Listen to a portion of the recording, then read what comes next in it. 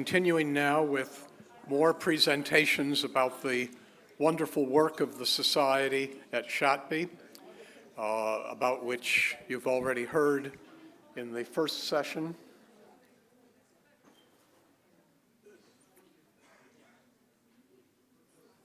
The first speaker by now is a familiar face to you, having presided over the first session, Professor Dimitris Plantsos from the University of Athens, who will be speaking on dying as a Macedonian.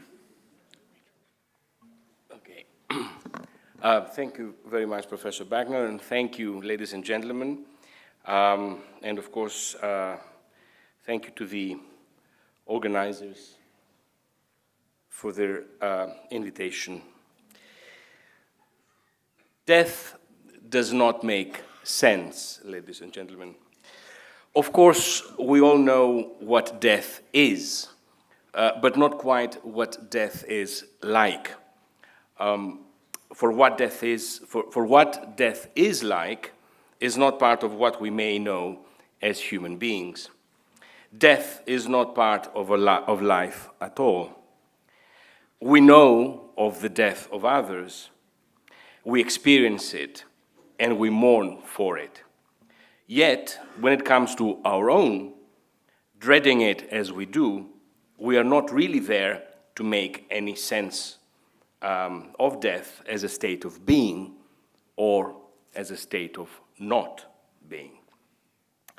Hence, we need to devise philosophical, religious, or mystical musings, thoughts and meditations in order to come to terms with what no terms may be made to reconcile ourselves with. Trying to talk about death and dying in Alexandria, Macedon, or any part of the ancient world for that matter, would require therefore much more than a rigorous survey of mortuary habits, funerary art, and burial architecture. It would require us to delve into a heavily entangled web of communal and personal beliefs, and Bob Yankee already spoke of entanglements just now, apocryphal teachings, and religious practices. Yet, in recent years, we seem to have made some progress in this respect as well. The recent definitive decipherment of the Derveni Papyrus, a project that has been ongoing for far too long, has shown that in the late 4th, early 3rd century BCE, a Macedonian nobleman who was buried amongst his most precious earthly possessions included in his luggage a papyrus reproducing an allegorical commentary on an Orphic poem, a philosophical treatise first composed as long as a century earlier. The Derveni Papyrus, unique as it may be to us, compares well with other texts in Hellenistic tombs with evident eschatological bearing, such as, most importantly, the so-called gold leaves from Thessaly, or the ones from the site of Hipponion in Magna Graecia. More and more of these are coming to light and help us to reshape our view of ancient eschatological beliefs and mystery religions.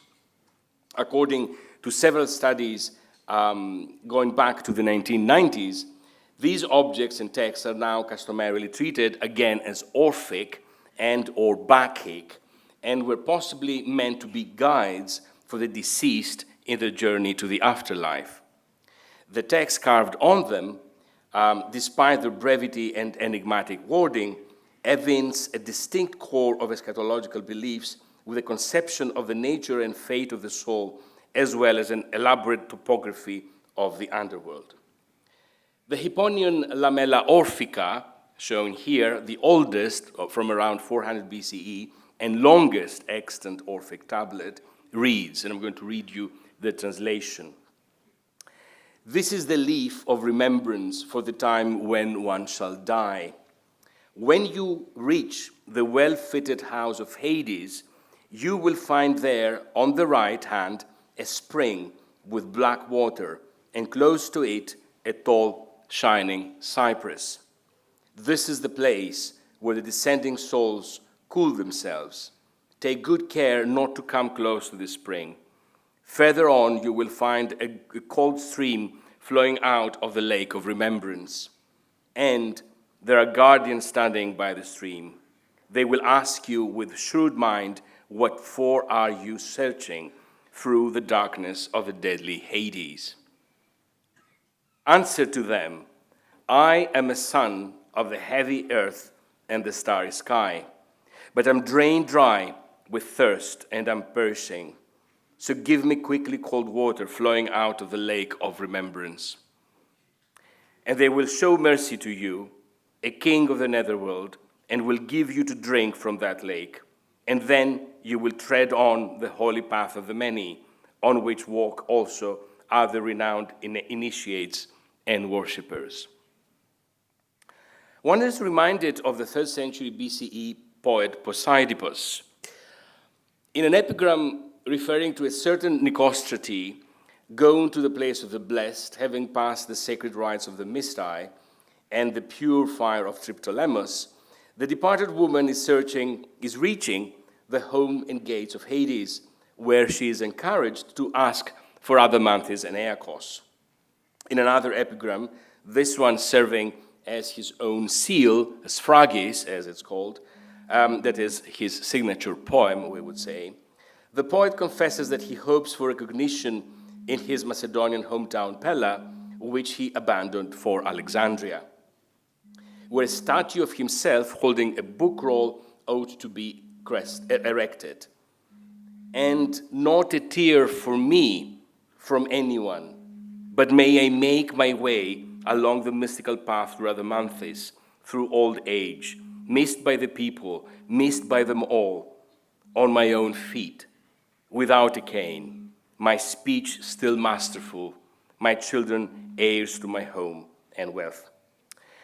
A Macedonian emigrating from Pella to Alexandria was certainly not a rare occurrence in the late 4th century or the 3rd century BCE, nor is the sighting of Rhadamanthys and Aeacos unfamiliar to any student of Macedonian funerary art. One is first and foremost reminded of the impressive late 4th century Macedonian tomb of the Judgment in ancient Mieza and Macedonia, whose facade had been made to resemble the entrance to a grand edifice or even to the palace of Hades itself. As it stands, it looks like a theatrical set emulating a monumental building. Besides its intricate pseudo-architectural detailing, the Tomb of the Judgment also features a portentous pictorial program centering on beliefs on the afterlife current at the time, after which it was named. On the spaces between the antae, the pillars, and the main entrance of the lower half of the tomb's facade, we find 4 painted figures about 120 meters tall. On the left register, we see first a middle-aged man in military gear turning to his left. There is no sign of his helmet and shield, an indication that he may have been a veteran, perhaps one of those who followed Alexander and made it back to Macedon in time to enjoy the wealth accumulated from the spoils of the East. The second register features the god Hermes with his Kyrikion, beckoning with his raised right hand towards the deceased, as if to lead him towards the other half of the scene where his judges await. On the other side of the doorway, we find a seated old man in the third register and a standing one in the fourth.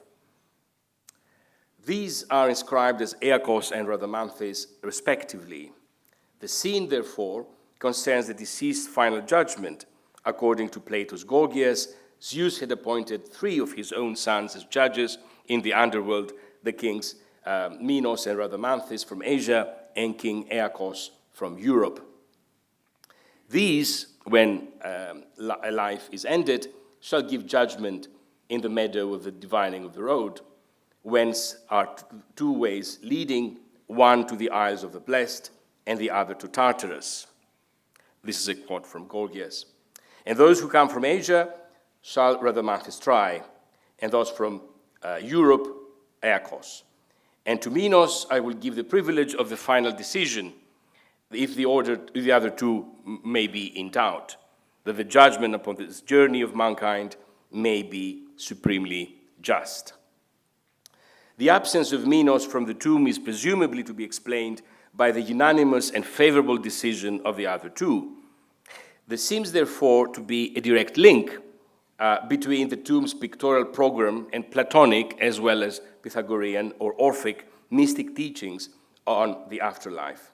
The deceased, nameless as was dictated by Macedonian custom, proceeds to his final judgment armed with prior knowledge of the powers that be, perhaps as an initiate himself. The sacred names inscribed on the facade of his tomb allow the deceased to invoke the guidance and help of Rhadamanthys and Aeacos, virtually in the way advised by Poseidipus. The painted facades of the tombs, therefore, organize the spectator's visual experience as a scopic regime discussing death and the afterlife, and more crucially, the way these ought to affect the conduct of the living. The Macedonians must have become familiar with Plato's views on the afterlife through Aristotle, who was famously teaching at Myesa, a few hundred meters from where the Tomb of the Judgment now stands, and actually teaching the very generation of royal heteroi and military commanders who ended up burying themselves in these emblematic tombs. Now, Plato was notoriously very much against Orphic practices and the apocryphal rituals of the Orphic itinerant priests with their noisy throng of books, as he calls them in the Republic. It seems, however, that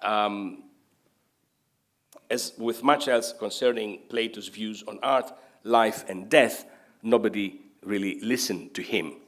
On the contrary, it seems that painted tomb facades like those at Aie or Myesa were meant to introduce the soul of the deceased into the no man's land of the underworld, or indeed arouse in the living, who, it should be remembered, often re-entered the tombs for new burials, the awe of their own mortality.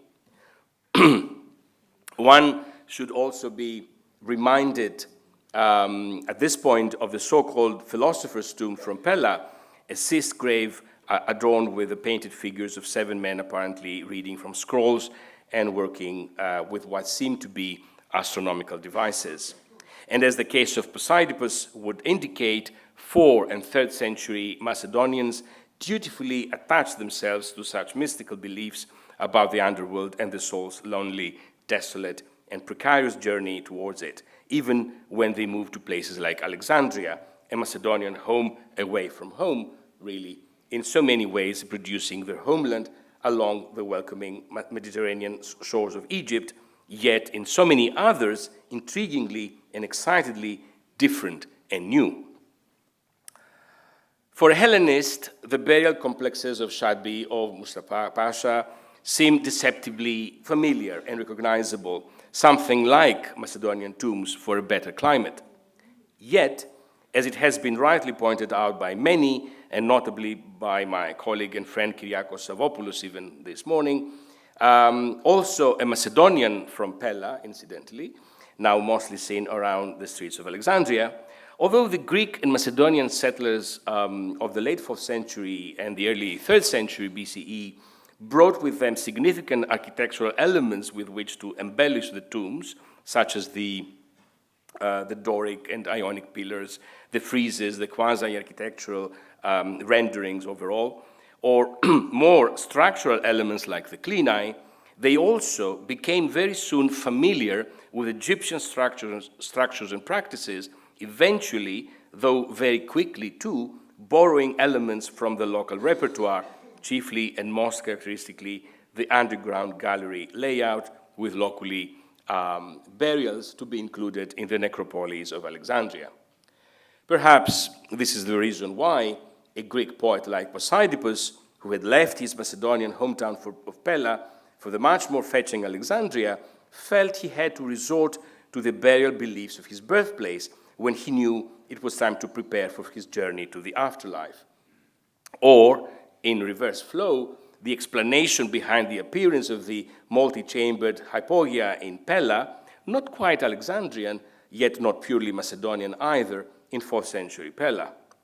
It seems, therefore, that following a rather short initial phase when settlers from the Greek world buried themselves in their usual pit and cist graves, lost to us owing to later development or the cavalier attitude of early excavators, they decided to introduce local Egyptian elements into their practices, often translating them into what they knew or could understand. Still, the differences are vast. Alexandrian necropolis turned to the familiar peristyle house type so well known from the Greek world and also used elsewhere, notably Cyprus, and although their architecture seems familiar, their function is not. If the Macedonian facades are meant to show entrance to the Hades, then they are meant as points of no return, once and for all demarcating the realm of the dead from the world of the living. Hence, one would assume their failure to actually name the dead themselves in case one of the living recalls them to the horrific threshold at some late point. Contrary to all this, and as Kyriakos has often pointed out, Alexandrian hypogeia seem to have served as funerary temples, as meeting points between the worlds of the living and the dead, something that, for a Macedonian settler, would form a new social and spiritual reality, one they had to reconcile with. Thank you.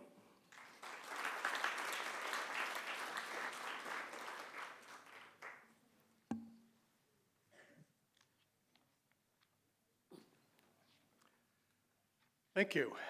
We now continue with Professor Plansos' colleague from Athens, Nicholas Dimakis, will speak on offerings to the dead or objects for the living.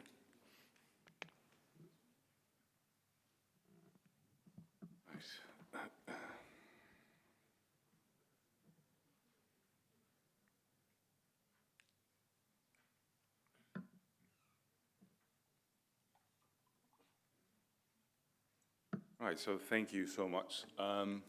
It's always nice to be back to Alexandria, but this time is above all anything else an honor to be both here in the as a speaker to this conference and above everything else a member of the research team involved in the Shadbi project.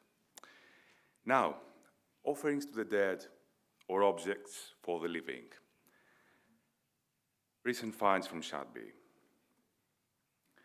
As it is well known, before the Archaeological Society came into Shadbi, the site was excavated by Breccia in the early 20th century. Breccia was interested on the items per se, yet he provided some ground plans of the cemetery segment he excavated, but it is rarely possible to associate a particular grave assemblage with those represented on the plans.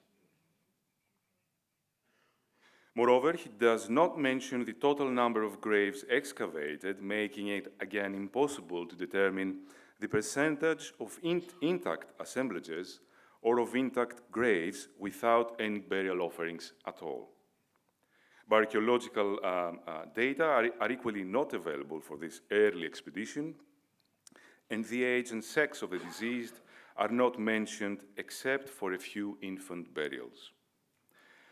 Above all, Breccia did not hit ground level, as we've already heard earlier this morning, within Hypogeum A, most probably due to rising and ponding waters, no matter what he made it look like in his publication of the site, or by his attempt to restore it, or to be more accurate, reconstruct it in its former shape.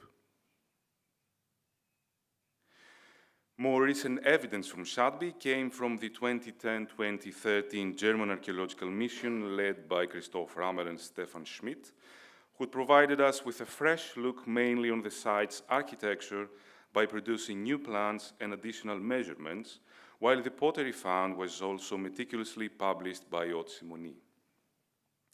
Anyhow, what clearly emerges from a brief look on Shadbi's past explorations is the site's investigation to a certain extent, to varying depths, and according to rather diverse research priorities. In 2020, the Archaeological Society of Alexandria took over an enormous task to re-excavate, preserve, and restore the entire Shadbi cemetery with an emphasis on Hypogeum A and its surroundings. The difficulty of such a task is self-evident as the project was doomed to be implemented amidst the COVID breakout, thus on a tight schedule, in practice even becoming tighter because of the rapidly rising water levels. All the finds were recovered from the approximately a meter thick fill, or literally from the mud. They consist of 186 clay items, intact vases, partly fragmented, and proper sherds alike. 112 were collected from the topsoil. 71 were found scattered in the mud at a half-destroyed burial chamber, the so-called Room C. 2 half-preserved Hadraidriae came out of the cleaner chamber. A third one, along with a white ground Idria from a Room C loculus. An unguentarium from Room D, all the up until the most recent discovery, so-called antechamber of Hypogeum A.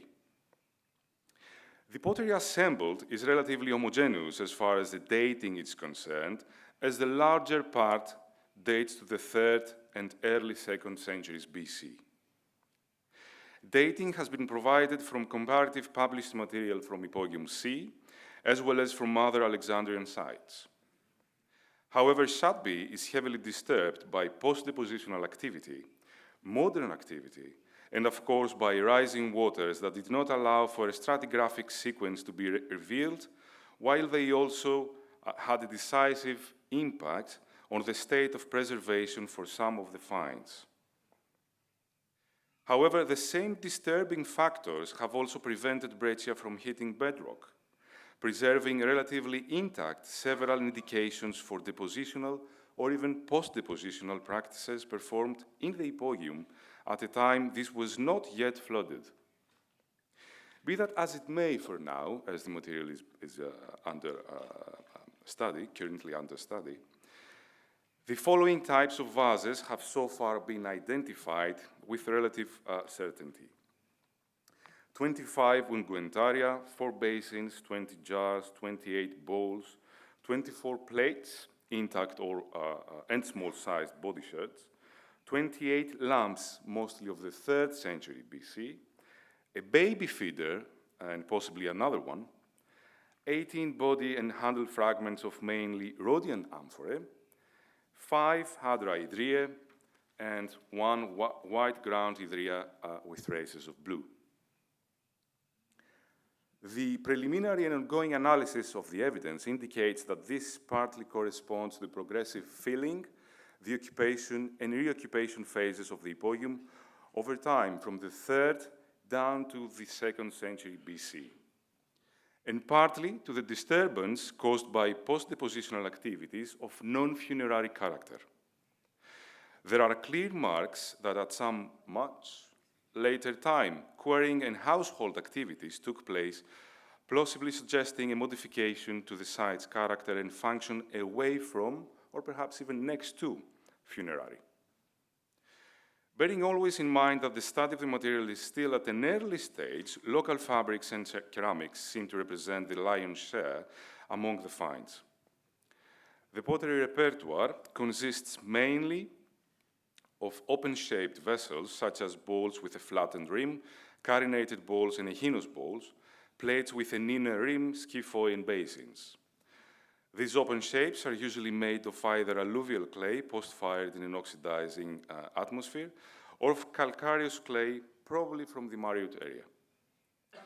Cooking vessels constitute a small part of the material uncovered, while with the exception of jars and vases for liquids, other large close-shaped vessels seem to be much less frequent.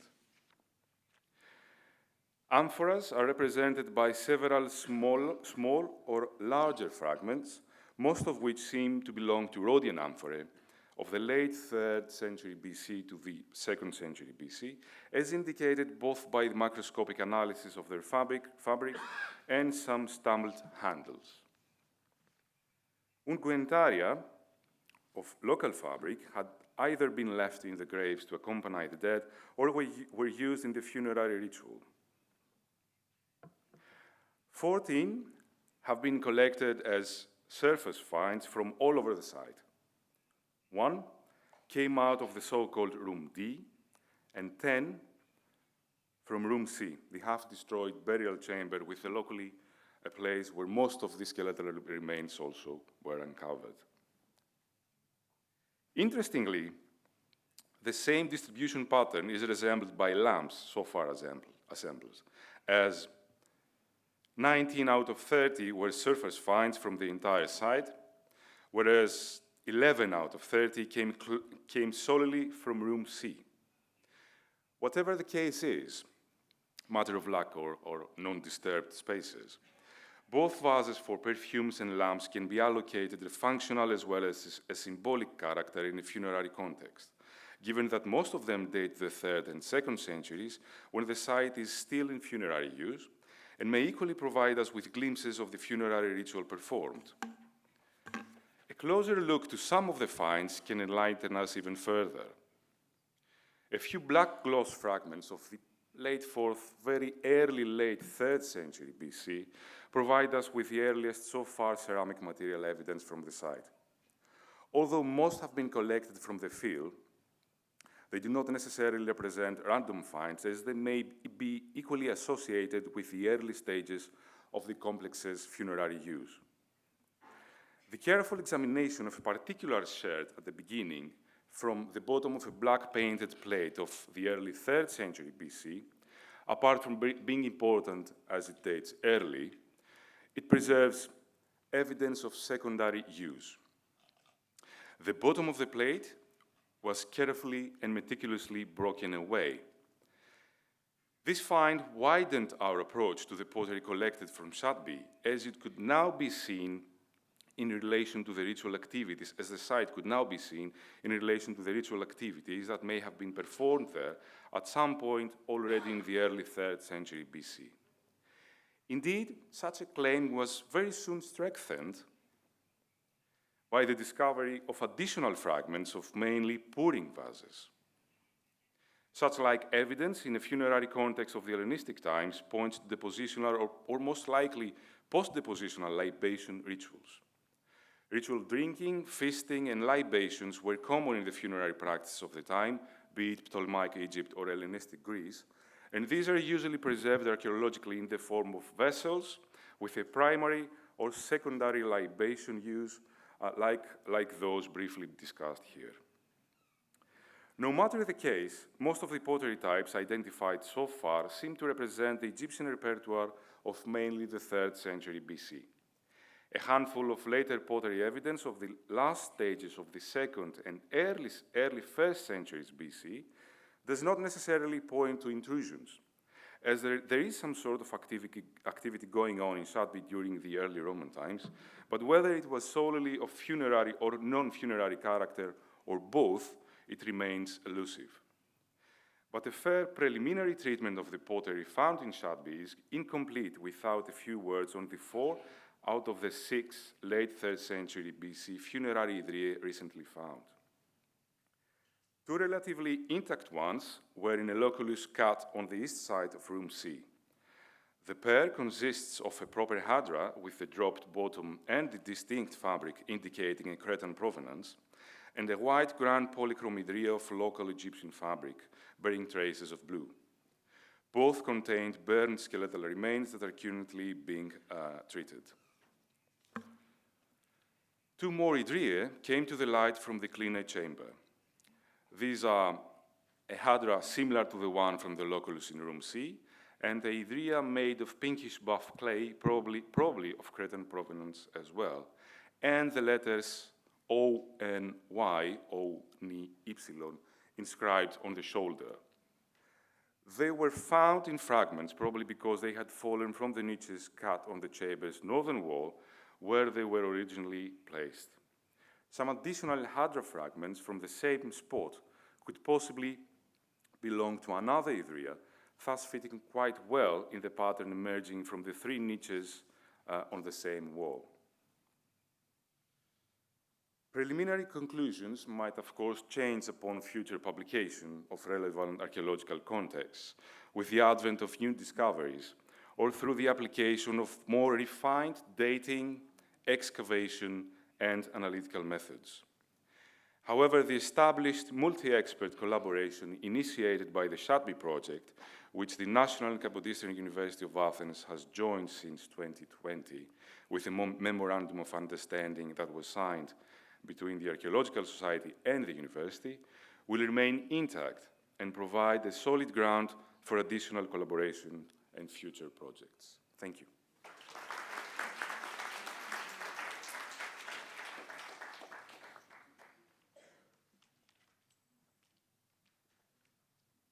Thank you. We now move to the osteological analysis of the human remains from Hypogeum A, to be presented by Ayas Salim from the Ministry of Tourism and Antiquities.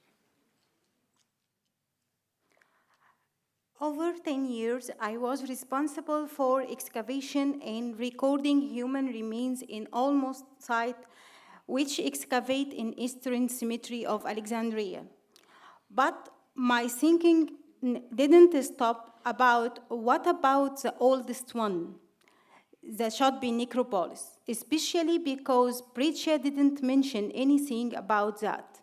For this point, the importance of my presentation coming by looked at the human remains have been discovered during the development of Shahdt Cemetery project from 2020 until 2023, for first time from since its discovery 1904. Before we get started, I would like to dedicate this word to Professor Mustapha Al-Abadi from one of Al-Haddad localist lab, which has been discovered at February 2017, days before his death. So rest in peace, Professor Abadi. Let's begin with the structure of this presentation. I'm going to deal with 4 main points. First, I will talk about the aim and challenge we faced. Second, we will look at the material and methodology of work. Then we will present the typology and distribution of burial. Next, we will show the catalog of burial. And finally, I will let you know about the result and future work. I would like to start by telling you about the main aims and the challenge we faced. Concerning the main objective of osteological study of Shahdt, the first things to do is to make a complete inventory of all the human remains discovered. Then determine the minimum number of individuals, estimating sex, age, and try to find out the burial practice and ritual they used. For the challenge we faced, finding the bone scattered and disjointed and the different preservation condition due to the humidity and the underwater were among the most important difficulties that we faced in this study. But despite all this, we were able to achieve a good result.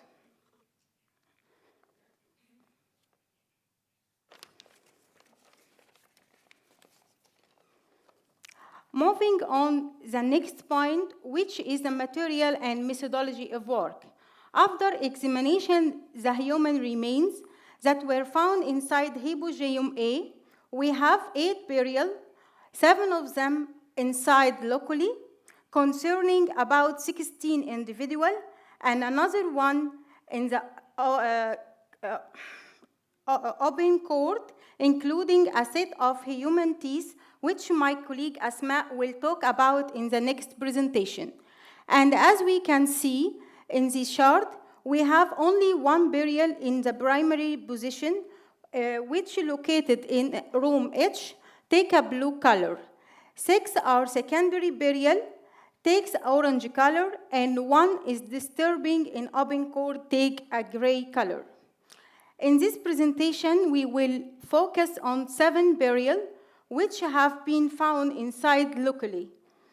For the methodology in general, we're following the Natural Museum of Natural History method.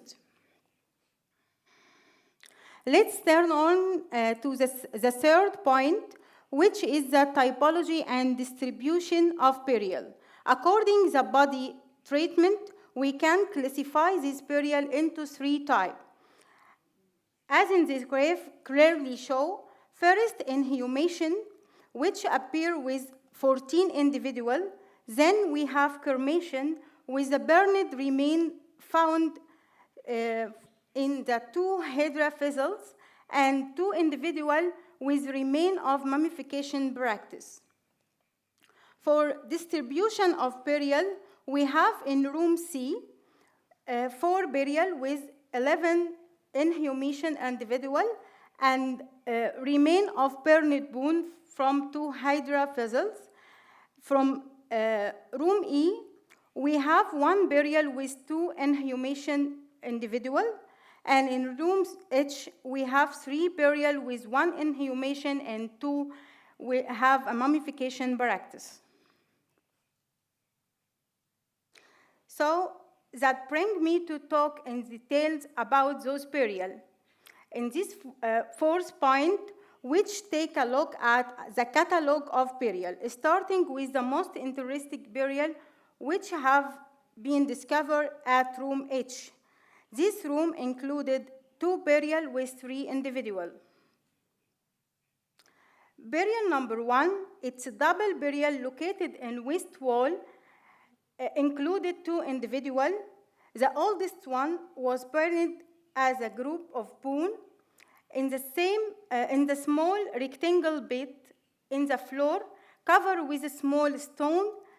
Above that, we have another skeleton has been found in primary position, and of course, this one burned later than the one is in blue. This method is mentioned before by Preacher Record.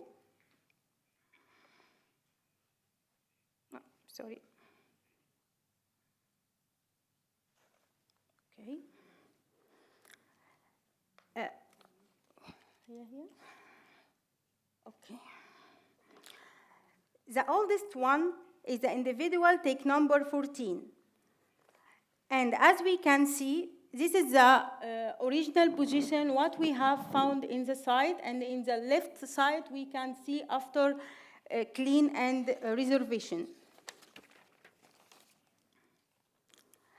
It's almost complete individual belong to an adult female aging between 25 to 29 years.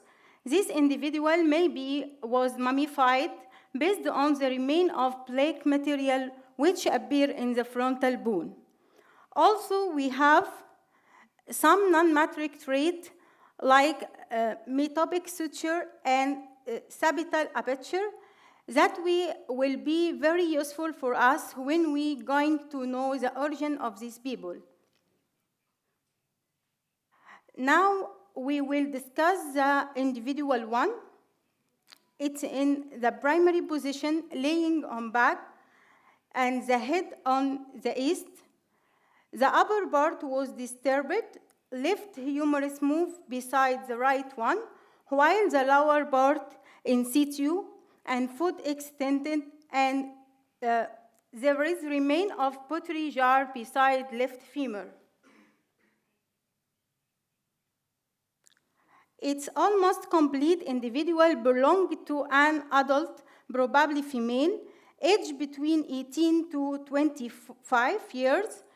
Also, this individual maybe was mummified based on the remain of black material which appear in different bone, such as the tibia. And we can observe some non-matric trait also, like the metopic suture in skull and buccal bit. For offering and grave gods, the remains of a bird bone were found and checked by Nicolas Moura to telling us it's belonged to chicken. It's common because the chicken are often offering for the ritual in Greek and Roman culture.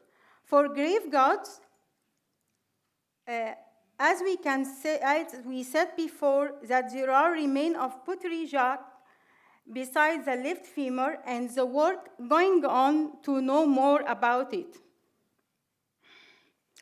Let's move on to the burial 2, which is located inside locally in room H, inside locally 3. It's a secondary burial with mixed bone. According to the remain of a skull, this burial has one person. It's an adult male, aged between 30 to 35 years, according to coronal history. Okay. Now turn on the burial of room E. This room included one burial with 2 individuals, which we will explain in detail in next slide. Burial number 3, it's a secondary burial located in west wall inside locally ED2, included 2 individual remains collected as ossually in the small rectangle bit in the floor because of humidity and underground water. The bone were very bad condition, but after cleaning and reservation process, we will able to have a good information.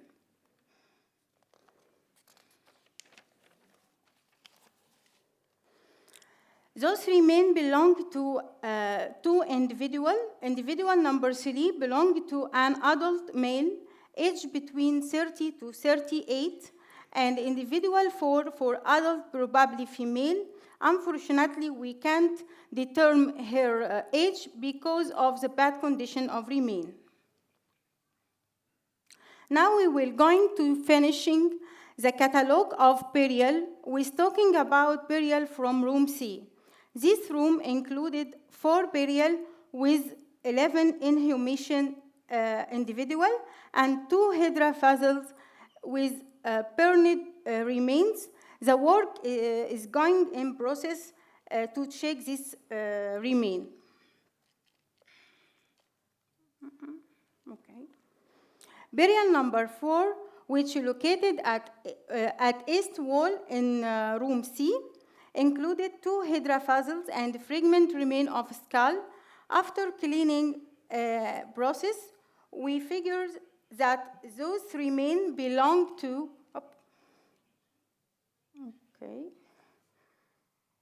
those remains belong to 2 individuals.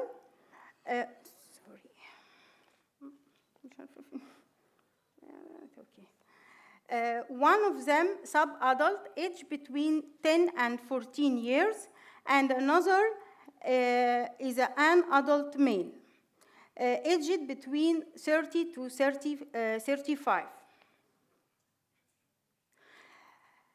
Move on, burial number 5, which is located in east wall inside locally CB.3. It's a secondary burial which makes it bone appear, as we can see, and in addition to remain of a skull. Okay.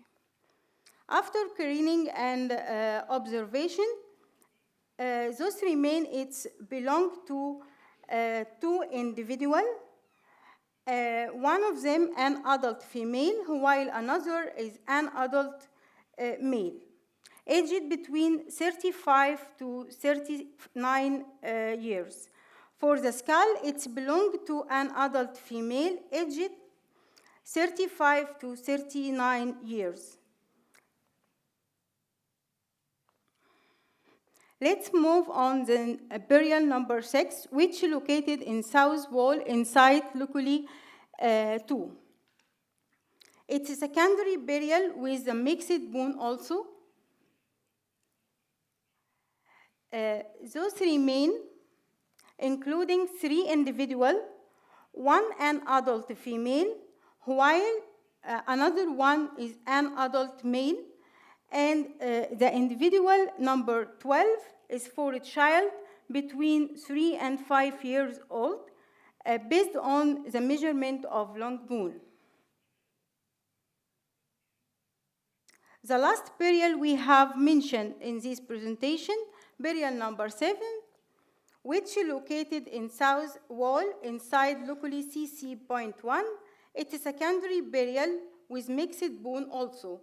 According to those remain, this burial has 4 individuals, 2 adult and 1 sub-adult between 16 and 18 years, and 1 child each between 2 until 4 years.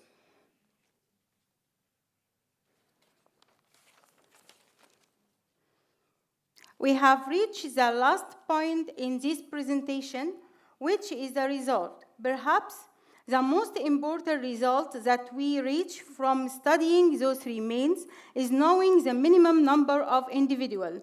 So, after we check the 7 burial, which is located inside locally, we have 16 individuals, 3 in room H, 2 in room E, and 11 in room C. For the determination of age at this, as this chart explains, we have 4 sub-adults, all of them in room C, 7 adults separated out, 3 in room H, 3 in room C, and 1 in room E, and 6 we can't determine the age. Determining the sex at this grave indicate that the human remains from El Shadbi included have 4 female, 5 male, and 7 we can determine. Here we can see some examples of pathology such as infection disease, joint disease, and dental disease. But we need to more study to know more about this disease. So before ending this presentation, I must mention to the further work that we will carry out to make with these remains. First, we need to work more with disease to know more information about this, and work on to know the non-matric trait, to be able to know the origin of these people, using analysis to inform us more information about mummification remains, and try to have DNA to know more about the relationship between them. I know it's difficult, but of course, and also, of course, it's so expensive, but nothing impossible. And in the end, I would like to thank all those responsible of this great project. Thank you.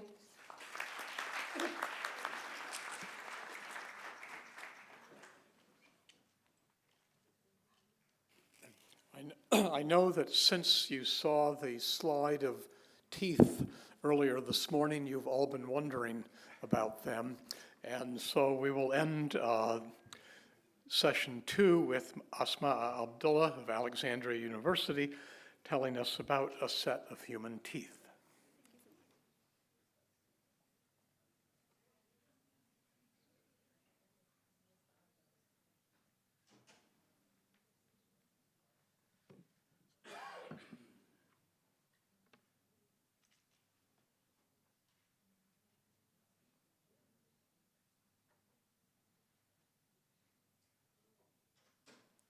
في البداية أحب أشكر دكتور منى حجاج إنها أتاحت لي الفرصة إن أشارك بالأسنان اللي هي في الدراسة الحالية، وطبعا شرف ليا إن أكون جزء من حدث عظيم زي مؤتمر النهاردة. في البرزنتيشن الحالي هعرض عن تقرير أنثروبولوجي عن مجموعة من الأسنان البشرية اللي تم اكتشافها في مقبرة الشاطبي. محتويات البرزنتيشن هتكون متقسمة لجزئين. أول جزء هتكلم فيه عن فحص الأسنان، هيكون في الدنتال باثولوجي والدنتال مورفولوجي بالإضافة للتافونومي. تاني جزء هتكلم فيه عن التفسير ليه تم دفن 72 سن بشري معا. نبدأ بالدنتال اكزامينيشن. تم الكشف عن دفنة بتحتوي على 72 سن بشري في روم دي في مقبرة الشاطبي، وكانت الدفنة مغطاة بالمياه الجوفية اللي كانت بتملأ المقبرة. قام فريق بحث أنثروبولوجي بدراسة وفحص الأسنان، وكانت الدراسة العملية كالآتي: تم فصل أسنان الفك السفلي عن أسنان الفك العلوي، وتم عمل شيت لأسنان كل فك. كل شيت بيضم كود السن، نوع السن إذا كان انسايزور أو كناين أو بري مولر أو مولر، بالإضافة للتوث دايركشن إذا كان رايت أو ليفت، بالإضافة كمان تحديد مدى تدمير روت وجذر السن، وبالإضافة كمان تحديد تدمير سن في الكراون. وكمان تم تحديد الدنتال مورفولوجي according to سكوت والترينر، والدنتال باثولوجي كان الدنتال كارز التسوس according to بلاك، والدنتال وير والانامل هايبوبليجيا والكالكولاس according to بروسويل. كانت نتائج الدراسة: كان في 35 سن فك علوي و35 سن فك سفلي، و2 من الأسنان كان صعب تحديدهم بسبب تدمير في الكراون والروت، وكان 71 سن لشخص بالغ وسن واحد بس لطفل. كانت الأسنان للأشخاص البالغين كلهم من البري مولرز والمولرز، وكان سن الطفل كان سنترال انسايزور أمامي. ده رسم توضيحي لمدى تكرار كل ضرس في الدراسة الحالية. أكتر ضرس تواجد الليفت مانديبلر سكند مولر، اتكرر 14 مرة، وده بيشير إن الأسنان في الدراسة الحالية أقل عدد محتمل للأفراد اللي بينتمي إليهم 14 فرد. بالنسبة لنتائج أمراض الأسنان، كان في ارتفاع في الإصابة بالتسوس الأسنان وتآكل الأسنان، وكان في إصابة طفيفة بالإنامل هايبوبليجيا، وكان لم يتم الكشف عن طبقة الجير على الأسنان.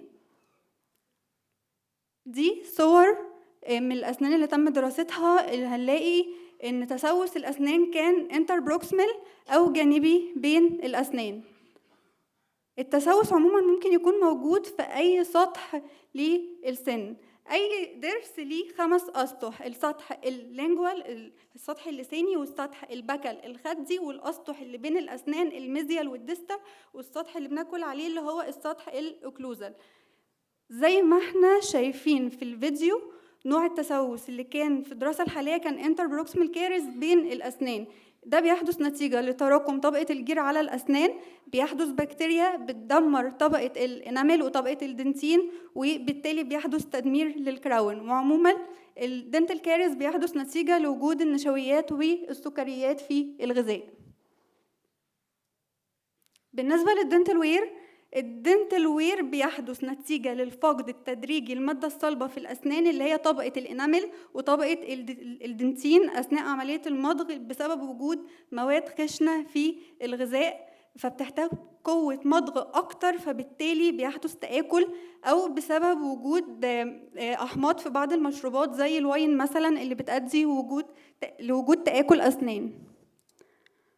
بالنسبة للدنتال كالكولاس تراكم طبقة الجير على الأسنان، فلم يتم الكشف عن تآكل طبقة الجير على الأسنان، ودي نتيجة غير منطقية لأن أمراض الأسنان بتكون مرتبطة ببعض. كان في الدراسة تسوس، يبقى كان في تراكم طبقة جير على الأسنان كان فيها بكتيريا أدت لحدوث التسوس. ممكن هنا نفسر إن ما تمش الكشف عن طبقة الجير على الأسنان في إطار علم التافونومي. إيه هو علم التافونومي؟ اللي بيدرس التغيرات اللي بتحصل لأي هيكل عظمي من أول ما بيتدفن لحد ما بيتم اكتشافه.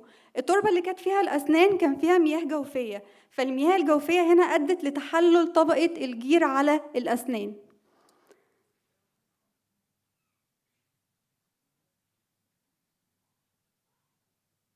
الدنتال تافونومي عموما الأسنان بتعتبر من أقوى أجزاء الهيكل العظمي، فهي بتقاوم عوامل التعرية اللي موجودة في أي تربة. الأسنان هنا البيئة اللي كانت موجودة فيها أو التربة اللي كانت مدفونة فيها كان فيها مياه جوفية وكان فيها أحجار، فهنلاحظ إن الأحجار أدت لتدمير السطح الخارجي لبعض الأسنان. وكمان المياه الجوفية بشكل عام بتأثر على خلايا الأسنان والأنسجة، فبتقلل كمية الDNA الموجودة في الأسنان. بالنسبة للدنتال مورفولوجي اعتمدت هنا على الشيت بتاع جامعة أريزونا والمقاييس في كل جذر وكل سن. عموما بيتم استخدام مورفولوجيا الأسنان إن أنا أحدد منها الانتماء السكاني لبعض المجموعات السكانية المعينة. للأسف ما قدرتش أحدد الدنتال مورفولوجي في الكراون بدقة، يا إما بسبب عادات غذائية أدت لتدمير تاج السن أو بسبب التربة اللي أدت لتدمير السطح الخارجي لبعض الأسنان. بالنسبة للروتس فكان 70% من جذور الأسنان ملتحمة، وجذور ملتحمة ده بيشير إن هي كانت موجودة في فكوك ضيقة، وكوكازيين أوروبا بيتميزوا بفكوك ضيقة على شكل حرف الفي، على عكس مجموعات تانية بيكون على شكل حرف اليو. ده بالنسبة لأول جزء في الدنتال اكزامينيشن. تاني جزء ليه تم دفن 72 سن بشري مع بعض؟ في 3 تفسيرات محتملة. أول تفسير بسبب طقوس سحرية. في ثقافات مختلفة على مستوى العالم تم استخدام الأسنان في طقوس سحرية بهدف الانتقام أو كتمائم حماية أو من أجل التنبؤ بالمستقبل أو تخفيف الألم. اليونان والرومان والمقدونيين استخدموا الأسنان اللبنية في بعض التعويذ من أجل الحماية أو من أجل إن هم يحصلوا على أسنان دائمة أكتر قوة. الأسنان اللي في الدراسة الحالية كان 71 سن لشخص بالغ وسن 1 بس لطفل، يبقى التفسير ده مستبعد لأن الأسنان اللي في الدراسة الحالية أسنان دائمة. تاني تفسير إن الأسنان اللي تم فحصها جزء من دراسة سابقة. في دراسة قام بيها أرمان درافر سنة 1920 اتكلم على أسنان الجنود المقدونيين في مقبرة الشاطبي. لو افترضنا إن الأسنان دي جزء من دراسة أرمان درافر وتم إعادة دفنها بعد ما تم فحصها زي ما كان بيتم في بعض الدراسات في الماضي، فأرمان درافر ما أشارش على وجود دروس فردية. وكمان الأسنان اللي كانت في دراسة أرمان درافر زي ما احنا شايفين عبارة عن أسنان في فكوك كاملة. التفسير ده احتمال ضعيف. تالت تفسير إن تم خلع الأسنان بواسطة طبيب أسنان. أقدم أداة خلع أسنان تم اكتشافها في أوروبا كانت في مقدونيا في أيام عهد الإسكندر الأكبر. ففي هنا افتراض إن كان في أطباء أسنان جم لمصر مع الجنود المقدونيين وكان بهدف العناية بأسنان الجنود. الأسنان دي أسنان الجنود المقدونيين. زي ما قلنا إن التسوس كان انتربروكسيمال كارث في النوع ده بالذات زي ما احنا شايفين في الفيديو، إن لما بيتم طبقة الدنتين وطبقة الإنامل بيتم الكشف عن البلب تشامبر فبيوصل لعصب السن فبيكون في ألم شديد جدا، فبالتالي تم خلع الأسنان، وده احتمال مرجح، أكتر احتمال مرجح. في دراسة مشابهة قام بها دكتور مارشيل بيكر على دفنة مشابهة في روما بتحتوي على 86 سن بشري في معبد في روما.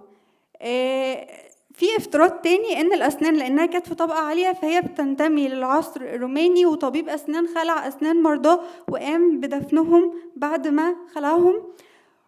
ودي صور من دراسة مارشيل بيكر نلاحظ مدى التشابه بين وجود التسوس بين الدراستين وإن الأسنان من فئة الضروس. دراسة مارشيل بيكر كان فيها 84 ضرس لشخص بالغ وضرسين بس لأطفال. الكونكلوجن، مجموعة الأسنان اللي تم فحصها بتحتوي على 71 ضرس لشخص بالغ وسن 1 بس لطفل. أقل عدد أفراد محتمل بينتمي إليه الأسنان 14 فرد. كانت الأسنان مصابة بتسوس الأسنان وتآكل الأسنان، وتم تدمير السطح الخارجي لبعض الأسنان نتيجة للتربة اللي تم دفن الأسنان فيها كانت الأسنان فيها جذور ملتحمة، فالجذور الملتحمة بتشير إن هي كانت موجودة في فكوك على شكل حرف الفي، ودي سمة بتميز كوكازيين أوروبا. والتفسير المرجح إن تم دفن 72 سن بشري معا، إن طبيب أسنان دفن أسنان مرضاه بعد خلعهم. وفي الإطار ده ممكن نفسر مرض طبقة الجير على الأسنان، إن طبيب الأسنان نظف الأسنان يا إما قبل ما الخلع أو بعد الخلع. في النهاية بشكر زملائي اللي شاركوا في الدراسة العملية لفحص الأسنان، وشكرا جدا.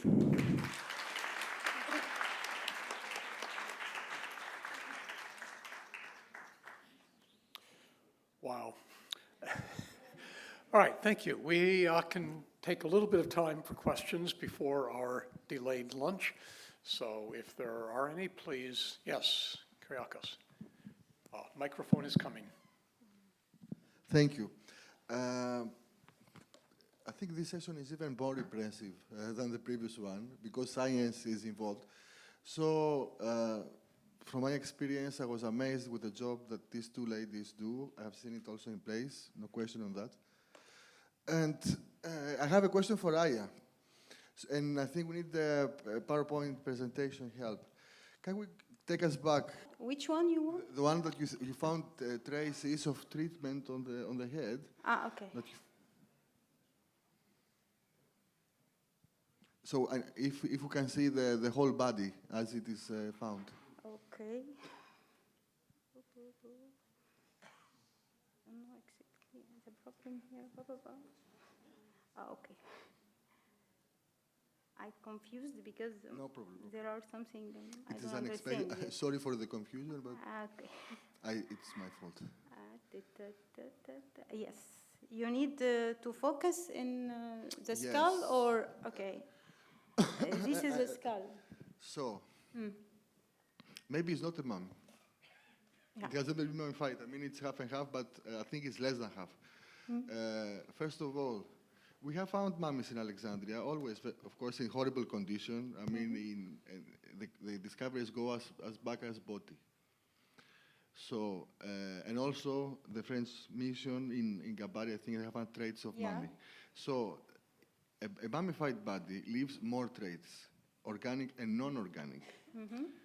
And not only specific spots, but this can be all over the body because the treatment is not applied on the bone, but is applied on the skin of the mummy.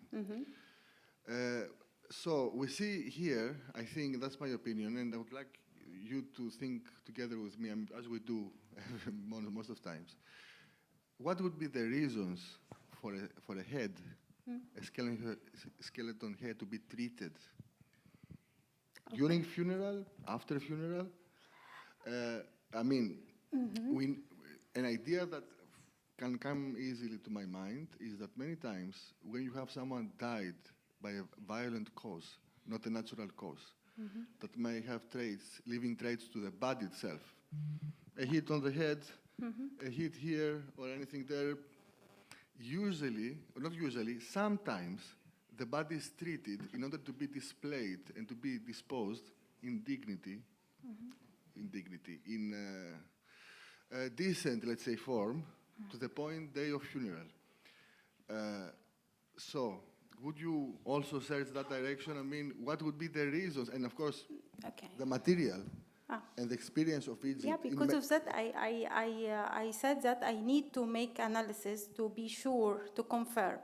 But for my experience, I have already 3 mummy in the place near of Shotby.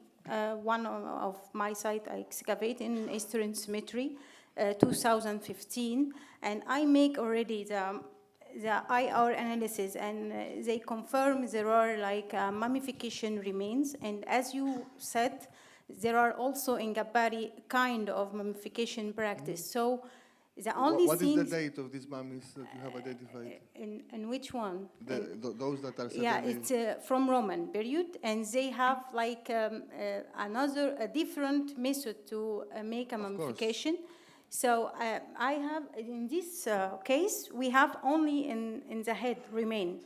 This is a problem. And inside the head, we didn't have anything, because if they go to inject the skeleton, as the Strabon told about the method of mummification, for example, if they change the body to fall all of this for reason, material, that means we need to find something inside the skull, but it's not happen here. Exactly. I am thinking with you also, because there are like, it's like a painting, because there are something, as you can see here, it's not like fall of skull. So because of that, I need to take some materials to make our analysis to be confirmed. It's mummification and something else. You know, because I think Yeah. in a different interpretation, we might be in front of something even more fascinating in terms of evidence. What if we see Egyptian medical treatment on these people that since that early age, and would be something completely new if you can prove that the Egyptian medicine and the Egyptian, I don't know, surgery, whatever it's about, is applied to the life of these people, you bring another aspect of life of how these people used to live together from that early age. Otherwise, we know that Alexandria has most mummies than any other place in Egypt because it's the largest city. Yeah. And most probably the most papyri in Egypt that we have known because of the conditions, for sure. Yeah. The serious problem is that a mummy does not have context in such a tomb. It's very difficult to deal with what a mummy needs as a treatment beyond death, beyond funeral, in this type of buildings. It's practical, I mean, that's it. And despite the very late date. So, yes, thank you for the... You're welcome. Keep going. Thank you very much. This brings us to the end of our time available, and now we're going to get our instructions for the afternoon. Thank you all.